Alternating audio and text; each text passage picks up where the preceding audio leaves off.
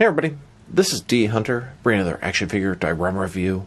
Today, we're going to look at the MMMTOYS, or maybe it's Toys, Incomplete Walls After the War. Diorama said it looks like basically a sort of half-ruined, destroyed building. Under the same from Big Bad Toy Store. In front of you, we have the Incomplete Walls After the War version A, version B, and version C. For some reason, there are two of the version C, so I don't know if Big Bad Toy Store sent an extra one or not. We'll find that out shortly. And on the far right, we have version D, which I believe is a combination of A, B, and C. So hopefully when I get all these put together, I can do something and incorporate them into a larger building. I produced things I thought could always use extra buildings, ruined dioramas, displays, playsets, etc. Boxes are pretty blank. They just got the Big Bad Toy Store logo in the front. Well, label rather. So no further ado, let's open them up and check them out. Here's the contents of version A. It's just sort of a diagonal piece of a house with a couple different rooms. And here's the contents out of version B. It's one room in sort of a ruined, destroyed building. I believe this will stack on top of the other piece. And here's the contents of version C. Looks like part of the roof, a little corner there, destroyed building. Now, I have two of them in front of you. I damn sure did not order two, nor did I pay for two. But it looks like I made a mistake and sent me a second one. Hopefully I can somehow incorporate this into the diorama. And then here are the contents of version D. It looks like it's version A and B, and then I guess the extra version C that I had earlier is not in the same box as this. So effectively, I got 2A, 2B, and 2C. Now, one huge disappointment, the wall is severely broken on the inside of the large piece here. We'll check that out once I get everything put together. I already emailed Big Bad Toy Store. I'm sure they'll either refund or replace it, but man, that does suck. This stuff is packaged very securely in styrofoam, etc., but it's damaged pretty bad. I had a couple of damages on the other ones, but nothing I can't fix with a tiny bit of glue. This one here, unfixable. You can see the wall totally cracked apart into numerous pieces, all kind of pieces inside there.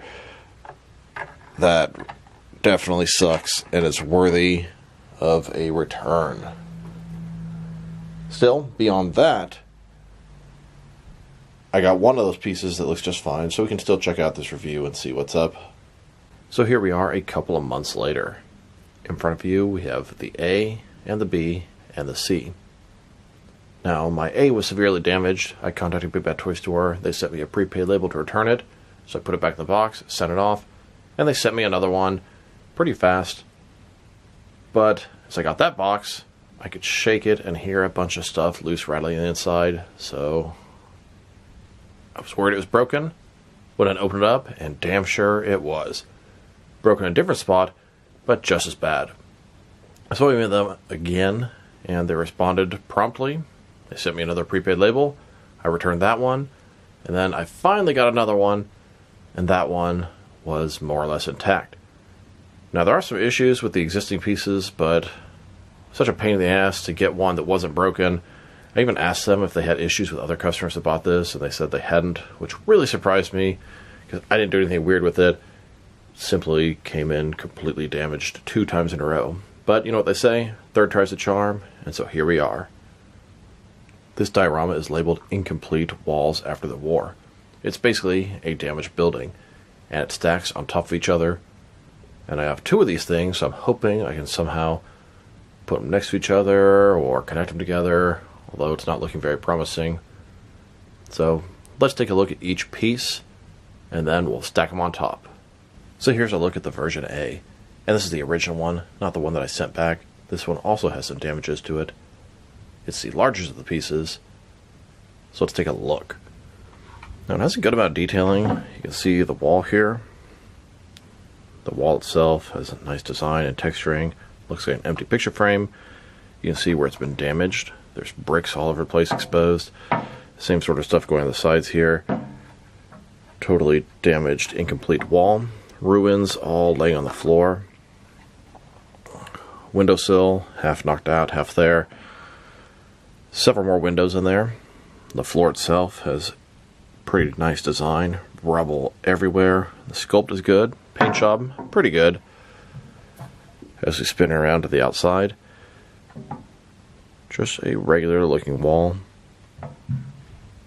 all those windows, the door, and the annoying thing about this one is when I got it, it was kind of broken. The door itself pops out of place. You can see, especially at the bottom there, where the sort of paint is missing under the sculpt. Now, the whole door actually pops out, which can be kind of a useful thing. It looks kind of bad down there, but it's mostly covered up when I put it back. I thought, should I make a big deal about this? You know what? I kind of like the fact that the door comes off. I can easily put it back in there, and if it bothered me a lot, I can simply just glue that thing. So, not that big of a deal. The other part was unfixable in the other one, but this one here, I could fix it if I wanted to, but I actually think I prefer it to be removable like so. I also want to point out the bottom. The bottom is a flat surface, but it has these little soft circles on it. That way, if you have it on a glass table or a wooden shelf, you can slide around and not worry about scratching the surface. No problem. And then here is version B. This is sort of the second story of the house. A bunch more windows, broken wall, exposed bricks, has, I don't know, sort of a fan type thing going on there. Rubble on the ground, wooden boards all broken, the floor, corner piece here. And pretty similar on the outside as the other ones. This one is obviously a lot smaller, as it's going to stack on top, and they get smaller and smaller and smaller as you get higher and higher and higher. And then here is number C. This looks like it's going to be part of the rooftop. Although the ground looks like inside of the building, not a rooftop, but it also has a sort of ledge type thing. All kind of exposed pieces. Now you can see here, very noticeable, the white looks like maybe some of the paint chipped off or got a little scratched up there.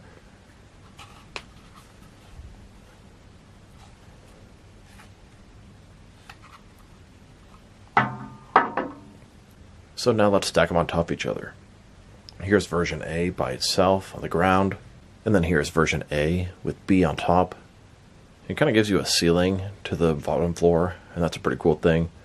Now there's nothing that makes them lock into place, and that kind of sucks. I mean, it's heavy enough it's going to stay on there and it's not really going to fall off, but it would have been nice if there was like a little peg or something that would lock them into place, add a little security and durability, stability to this thing. And then here are versions A, B, and C all stacked on top of each other. It actually looks pretty cool. It's a building. Now, my first complaint is you don't really have a lot of floor area for display and play. It's a ruined building, half the floor is destroyed, so you're going to have to make do, and especially as you get higher and higher near the top, just not a lot of room for your figures, and that's the whole point of the diorama, to put your figures in them. Let's rotate it around so you can see how it looks from all angles. This is the main appeal of the diorama. You got the inside parts, destroyed building.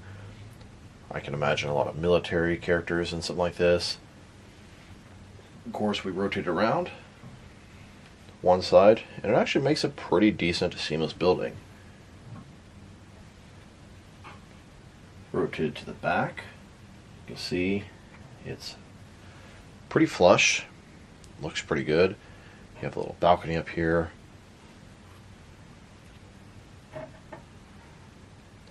There it is from that side, and then back to the front. And let's not forget, I did get two of these buildings, two of these sets, even though I didn't really know what I was getting, but I had a pretty good idea. One of them is going to be all three different parts that connect together, and the last one is going to be the three together in a box. Now, could just be a couple of different ruined buildings. Unfortunately, they're identical, so it makes it a little bit unrealistic. But I was wondering, could I do anything to sort of put them together and make a larger building? I don't think so, but let's find out. My first thought was, can I do something like this? Butt them up against each other, and you know what? It kind of works. I mean, there's a big chunk of the building missing, but that's the whole point. It's a ruined building after the war. It's not a huge house or building, but it works a lot better than I expected. It doesn't really work side by side, and if these things were mirrored in a different fashion, it would work probably a little better. But I'm actually pleasantly surprised. They're definitely not meant to be this way. But if you look at the bottom, I mean, it works. It's like a building inside. You got room both sides for your figures. Like I said, I wish they were mirrored in the opposite fashion, so you'd have the large room across from the large room instead of the small thing with the large room there. A little bit divided.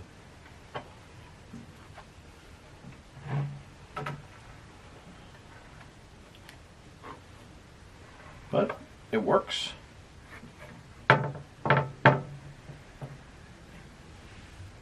Another way you could potentially display these things like this, sort of diagonal across from each other.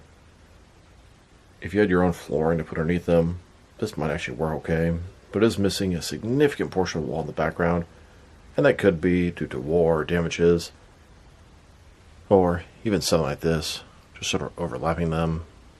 This probably looks the closest you can to a building. If you could add more walls, flooring, etc., you could have something really cool going on. And don't get me wrong, it is really cool as it is, but just trying to see how I can make it work with so many mismatched and missing pieces. Here are the bottom two pieces put together. Kind of give you an idea of what you're looking at here.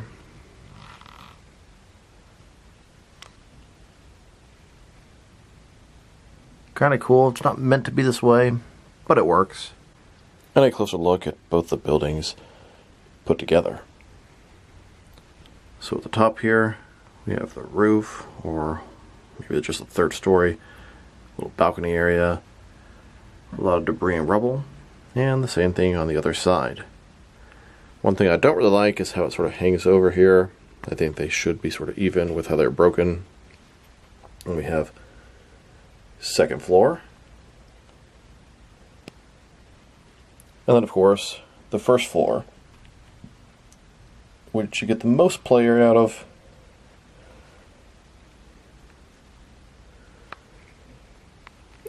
It's a pretty cool building, especially when put together.